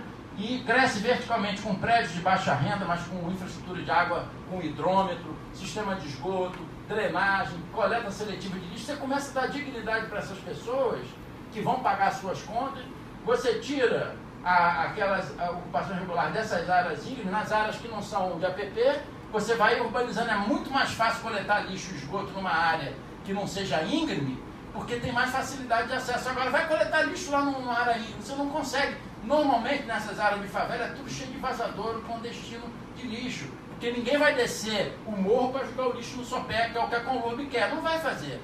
Então, na realidade, dessa forma, você, além da dignidade para as pessoas, tirando essas pessoas das áreas de risco, nas faixas marginais de proteção, em áreas não consolidadas e botando vegetação ciliar, você acaba com o valão de esgoto, acaba com o lixo disperso aqui, tem um efeito altamente favorável lá embaixo nas enchentes urbanas e consegue melhorar a área verde, reduzindo as ilhas de calor, que você melhora a evapotranspiração. Então, nós podemos mexer, no caso da crise hídrica, nas enchentes, também na bacia urbana, para implementar intervenções sustentáveis e que, como eu falei, tem que ter política pública, porque tem que ter um custo, né? Essas habitações sustentáveis é um custo, mas é um custo que eu acho, no meu entender, necessário, que não pode crescer a favelização de forma desordenada, com todos os problemas, não é só para essa comunidade, para toda a cidade. E aquilo que eu comentei com vocês, problema de telhados verdes, painéis solares, aquecedores solares, células fotovoltaicas para transformar a energia do sol em energia. Isso tudo é fundamental para combater a crise hídrica. Nós estamos com um problema sério de escassez de água, que pode comprometer, há um risco de um apagão para o futuro. Por que nós não estamos pensando em estimular a captação de painéis solares, células fotovoltaicas? Como eu falei, vai dar prejuízo para as empresas concessionárias de energia elétrica. Então, esse tipo de coisa temos que viabilizar, porque é sustentável, como é sustentável a captação de água de chuva de telhado, procurar pensar em soluções sustentáveis, como tem telhados verdes, melhorar isso. Hoje em dia já se discute muito na arquitetura, melhorar a ventilação dos ambientes, a iluminação, utilização de materiais recicláveis, materiais sustentáveis. Isso tudo temos que começar a pensar, não é só para melhorar o meio ambiente, isso tudo contribui, obviamente, com o problema também, indiretamente, dessa crise hídrica, como a gente falou. E eu elenquei aqui algumas sugestões de medidas a serem adotadas como políticas públicas. Então, primeiro, sugerir, obviamente, o ideal é reflorestar a bacia toda, mas isso é impossível. As bacias hidrográficas já estão ocupadas, né? Então, criação de programas de produtores de água, priorizando o reflorestamento de áreas de APP, né? E estimular programas de produtores de água, como foi feito em Nova York. Eu acho que isso é uma medida altamente sustentável, só depende de vontade política, que é muito mais barato fazer isso do que ficar aumentando tarifa de água, ficar construindo barragens adoidado aí. Eu comento isso porque o pessoal do Ceivap já falou que vai combater a crise no Paraíba do Sul, vai construir mais 2 grandes barragens, no Rio Muriaé e no Rio Pomba. Já vão querer construir e deixa a bacia toda degradada. Eu estou levando isso aqui para a CIAERJ, que a gente tem que começar a discutir essas políticas públicas dos governos, que elas não estão tendo sustentabilidade ambiental. Nós temos que começar a pensar nisso aqui. No Brasil isso faz muito pouco.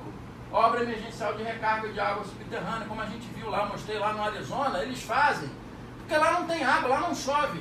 Cada gotinha de chuva é um tesouro. Aqui nós nos damos ao luxo de perder a água na época de chuva, deixa aquilo ir para o mar e depois ficar chorando leite derramado no período de estiagem. A gente sabe que a chuva não cai constantemente o ano inteiro. Nós temos que ter sabedoria para segurar ao máximo essa água no período de chuva e, obviamente, reduzindo os efeitos das inundações para que não tenhamos problema de um colapso de água no período de estiagem. E aí todas aquelas intervenções que eu sugeri aqui, pode começar a pensar, como que eu sugeria fazer isso? Escolhe uma bacia piloto, pode ser a bacia do Rio, por exemplo, o Guapiaçu, que é o problema da barragem. Vamos implementar isso numa bacia piloto que está mais ou menos preservada, mas está muito degradada ainda, e constatarmos essa melhora, e a partir daí você implementar para outros mananciais do Estado, por exemplo. É fundamental priorizar a obra de controle de erosão. Fala-se muito pouco nisso. Eu vi uma palestra lá no Clube de Engenharia de um profissional da Embrapa que foi calcular o custo para controlar uma vossoroca na bacia do Paraíba do Sul, R$40 mil. Porque não é um custo sim, você tem que preparar aquela área, proteger, restaurar depois com vegetação nativa aquela área, que uma vossoroca se transforma numa área produtiva de água e deixa de erodir. Agora, o que é R$40 mil, né? Um prejuízo que se tem aí com obras faraônicas que estão se fazendo para cada vossoroca? Então, é questão de se priorizar o que deve ser feito. E a gente sabe que a erosão gera um problema gravíssimo de produção de água e agravando enormemente os problemas ambientais no rio, que não é só agravando a enchente, não. Esse material aí aumenta a turbidez da água do rio e afeta toda a ecologia do rio, porque não tem mais fotossíntese. A água com turbidez alta não entra a luz do sol, não tem fotossíntese, se arrebenta com a cadeia alimentar. A necessidade de um consumo consciente, né, em termos de energia elétrica, desperdícios de água, isso é política pública de economia hídrica para combater crise, tem que ter. Todo tipo de perda de água, não é só da população, muito vazamento de água em adutoras, tubulações velhas, tem que ter uma programação para evitar justamente rompimento de adutoras. A perda de água não é só pela população e pela concessionária também. Saiu inclusive uma matéria também no Globo News sobre esse assunto, né? Do Instituto Trata Brasil, colocando aí as perdas grandes nas concessionárias aí, mas não são as únicas culpadas não. A concessionária tem um problema da favelização, um outro problema, que é uma água com tarifa social, e tem muita perda d'água ali por conta que ninguém está pagando aquilo ali, muito lava-jato ali. Isso tudo é política pública que infelizmente está deixando a desejar. Tirar essa população dessas áreas de risco, como eu falei, e recuperando áreas, não adianta só tirar a população, né? Se a prefeitura deixou a ocupação irregular, a prefeitura tem que assumir a responsabilidade. Não é tirar a população da área de risco para eu reflorestar, a população que se vire. Então, no meu entender, e o Ministério Público também não vai deixar isso acontecer, é ter uma política pública para transferir a população, demolir aquelas casas nas áreas de risco e construir habitações dignas, que no meu entender tem que ser verticais, porque a população quer morar em casa, mas tem que ser vertical, e você, para diminuir o problema do desmatamento e você viabilizar uma habitação digna para essa população. Uma coisa que se esquece é monitoramento hidrométrico e qualidade de água, né? É uma das críticas que eu faço inclusive para o INEA. O INEA só monitora a qualidade de água em geral, mas tem que monitorar a vazão, porque a vazão do rio varia ao longo do ano hidrológico. Se você monitora só a qualidade de água, quando o rio tem mais água, dilui mais do esgoto. Então a qualidade de água, a concentração diminui. Na época de estiagem, que a vazão do rio é menor, se a poluição é a mesma, a concentração aumenta. Então o ideal é medir vazão junto, porque aí você mede vazão vezes concentração. A carga de poluição vai ser sempre a mesma. Então a vazão é importante porque você ajuda a avaliar a carga de poluição. Vai utilizar a vazão nos projetos de abastecimento de água, para você saber a quantidade de água que você tem no rio, né? Vai utilizar nos projetos de controle de enchente, né? Para você poder avaliar as intervenções para controlar as inundações. O monitoramento é fundamental. Eu dou um exemplo bem simples que está acontecendo recentemente agora, a Praia da Macumba, né? A prefeitura faz obra, o mar retira. Faz obra, o mar destrói. Faz obra, o mar destrói, porque não tem dado. A prefeitura faz uma obra sempre na emergência, já gastou 14 milhões, o doutor Sérgio Silva do Ministério Público já me passou isso, só com obra que é feita e destruída, que eu já levei para o Ministério Público, tem que fazer o levantamento oceanográfico para fazer uma solução definitiva, e é o que o Ministério Público vai pedir para a prefeitura fazer, para você dar uma solução, ter dados, para você poder dar a proteção devida naquela costa. E no trabalho de abastecimento de água nos mananciais e trabalho de controle de enchentes, se você não tiver dado de vazão de qualidade de água, fica complicado você fazer isso com certidão. E esse é um dado muitas vezes esquecido. Tá? Políticas sustentáveis com captação de água de telhado, captação de energia solar e outros tipos de energia para você ajudar para combater o risco de um apagão. Nós não vamos esperar acabar a água do reservatório, independentemente das medidas de recuperação das bacias hidrográficas. Nós temos que ter um consumo consciente, fontes alternativas e sustentáveis de energia e um aproveitamento racional também da água. E essa aqui eu acho que é a última transparência. Fazer cumprir a lei. Tem uma lei que está no papel, mas infelizmente na maioria das prefeituras você gera lixo e descarta em aterro, quando a prioridade é a não geração. E eu pergunto para vocês, qual é a política pública que nós temos de não geração, que é consumo consciente? Você não vê. Você tem que ter campanhas na mídia, campanhas de educação ambiental com a população, na escola, nas comunidades. Não adianta se fazer um programa de coleta seletiva e reciclagem se a população não separa o lixo. Não adianta se fazer um programa de reflorestamento de um manancial se a população vai lá e desmata. Então, é fundamental você priorizar a não geração, políticas de redução de resíduo, cobrando uma qualidade melhor dos produtos para eles durarem mais tempo, você com isso vai reduzir o resíduo, e fazer reciclagem, reutilização e reciclagem a partir da coleta seletiva e, obviamente, levando em conta aqui a utilização do composto orgânico. Praticamente, você vai descartar muito menos lixo, um lixo muito mais inerte. E antes de pensar em aterro, por que não pensar no aproveitamento desse material que você não consegue reaproveitar energeticamente, né? Nas usinas de lixo, por exemplo, tem que se pensar nisso. Compostagem eu já falei, e o problema do esgoto é a mesma coisa. A Lei 9433, já teve um engenheiro da SEDAI lá no Comitê do Gondu que me falou que está cada vez mais difícil a SEDAI cumprir a Lei 9433. Por quê? Você tem que ter outorga para a água que você consome, tem que ter outorga para o esgoto, para julgar o teu esgoto. Só que cada vez mais, por mais que você trate o esgoto, o manancial de água está tão poluído que está difícil você ter condição de autodepuração para você julgar aquele esgoto. Então, a saída é o reuso. Nós temos que pensar em reuso, mas não é reuso fazendo tratamento terciário de esgoto, transformando esgoto em água potável, que isso justifica lá para Israel, que não tem água. Né? Então justifica para o Arizona tratar esgoto com água potável e jogar em zona de recarga. Mas você pode fazer um tratamento a nível primário e secundário e utilizar esgoto para regar jardim público sem tirar os nutrientes, esgoto para aplicar adequadamente na unidade de conservação para melhorar a unidade de solo e para certas culturas até usar como irrigação. Eu acho que já terminei. Deixa eu ver se já terminou. É isso aí, gente. Aí eu me coloco à disposição aqui para as perguntas e qualquer dúvida também. Obrigado.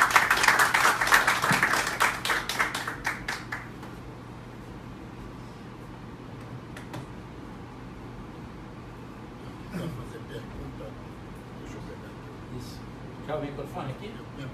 Então tá.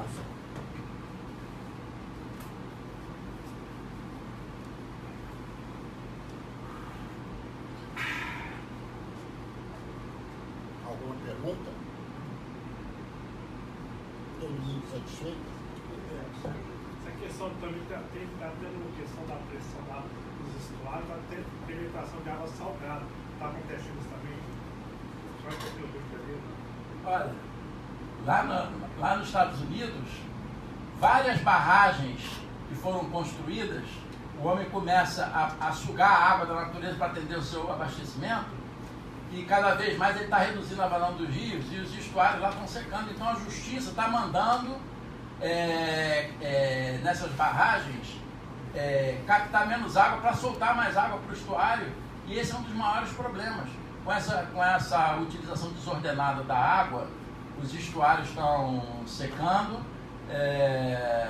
Houve um problema grave que nós tivemos aí com o problema lá do rio Guandu, que teve a salinização do canal de São Francisco e tiveram que construir uma barragem para controlar a cunha salina. Não sei se você soube disso. E eu vejo com muita preocupação isso. Se a gente começar, para evitar a penetração da língua salina, começar a construir barragem, ninguém leva em conta a ecologia, né, do corpo hídrico, que tem uma ecologia. O estuário é uma zona importante. Você começar a impedir essa penetração, o problema é que a vazão do rio está menor, você está sugando muita água do rio, e então é muito melhor você começar a ter uma política para investir na recarga da água de chuva, que o problema não é a falta de chuva. Já mostrei, eu demonstrei aqui que chove muito, inclusive no Paraíba do Sul. A bacia do Rio Guapiaçu, que está com escassez de água, inclusive, não sei se o Aracate sabe, porra, a vazão mínima lá no canal de Munana, porra, chega a 5 metros cúbicos ou menos, já está numa situação crítica.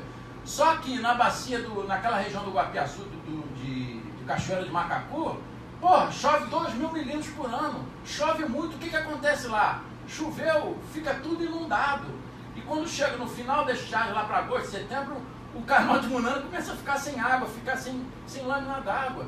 Então, na realidade, isso que você falou é uma realidade. Eu não cheguei a citar, foi uma boa pergunta, que uma das consequências dessa degradação da bacia é que os estuários estão sendo destruídos. E é um dos ecossistemas mais ricos é o ecossistema estuarino. Você tem espécies de água marinha, espécies de água doce, que vão se reproduzir, tem grande quantidade de alimentos, mas se você começa a aumentar essa salinidade, aumentar a penetração de cunha, aumentar a poluição, você destrói praticamente a ecologia do rio, e nenhum peixe do mar vai querer mais entrar se você não tem alimento disponível ali, problema da qualidade de água pior.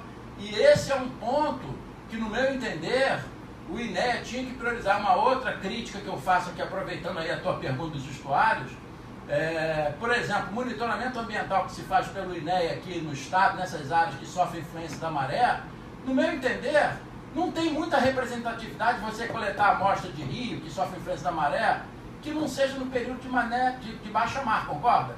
Que é o período que o rio vaza em direção ao mar para você avaliar a qualidade real. Se você coleta a amostra da água desse rio que sofre influência de maré, em maré média ou maré alta, está entrando água no mar e dilui, gera um dado camuflado. Da mesma forma, no meu entender, água de praia, né? Você devia coletar nessas regiões perto de embocaduras de canais de drenagem, que vem muito esgoto, monitorar sempre no período, sempre na baixa mar, que é a situação mais crítica sobre o aspecto sanitário é a mais importante. Agora, primeiro, então, o monitoramento muitas vezes é deficiente, muitas vezes mal feito, porque não é feito na situação mais crítica, que é o que manda a boa regra do saneamento. A situação mais crítica aí tem que monitorar, que é aquela situação que pode causar doença na população. E, obviamente, não adianta também, além dos dados serem insuficientes e inadequados, muitas vezes você tem o dado guardadinho ali na gaveta. O dado o órgão ambiental tem que usar para exatamente corrigir o problema. Infelizmente, os dados ambientais existem, mas o problema não está sendo corrigido ou porque não há prioridade política pelo governo, ou porque não tem dinheiro para essas coisas, não existe dinheiro. E, na realidade, quem está funcionando hoje em dia é o Ministério Público, a coisa só sai com uma ação. E eu fico triste, porque eu gostaria de que, ao invés do Ministério Público entrar numa ação, que o INEA já estivesse entrando numa ação. O Estado não precisa gastar dinheiro para resolver o problema de poluição. Ele tem que cumprir o seu papel. Está poluindo? Quem é que está poluindo? Faz um bom monitoramento, investe nisso e vai obrigar o poluidor a corrigir. Não é o Estado que tem que corrigir. Agora, o Estado tem que cuidar do terreno público. E uma das coisas que me dá mais preocupação é a região estuarina, que os nossos estados estão sendo destruídos. Quem que sofre com isso? É a população, o pescador. Não tem mais peixe. Quando pesca um peixe todo contaminado, com metais pesados da Baía de Guanabara. Você vê o problema dos golfinhos na Baía de Guanabara. É lamentável nós estarmos aí nesse programa de gestão, a gestão ambiental do nosso estado. Você me desculpe a sinceridade, está caótica. E a gente precisa, não é por falta de competência do técnico do INEA, é por falta realmente de priorização de políticas públicas para você contratar profissionais, você botar monitoramento representativo e o órgão cumprir a sua função, como é feito nos outros países do primeiro mundo, que o órgão ambiental fiscaliza, multa, interdita e realmente bota para quebrar. É isso que eu gostaria de ver no INEA. Não é que ele não faça, não, mas ele deixa muito a desejar. Não só o INEA, como os órgãos ambientais das prefeituras também, tá? Ok. Agradeço a palestra aqui do nosso palestrante, que foi bastante enfática e importante. Temos muito a fazer por desejo político. Me coloca à disposição aqui da CAERJ. E a CAERJ, então, agradece. Tem aqui um diploma de participação. Está no meu currículo, muito prazer. Muito obrigado. Um abraço, obrigado. Valeu. Vamos, pode contar comigo. Vamos fazer, vamos botar para quebrar aí usando a CAR para alavancar essa virada de mesa aí, se Deus quiser. Fala. Rosa. Maria.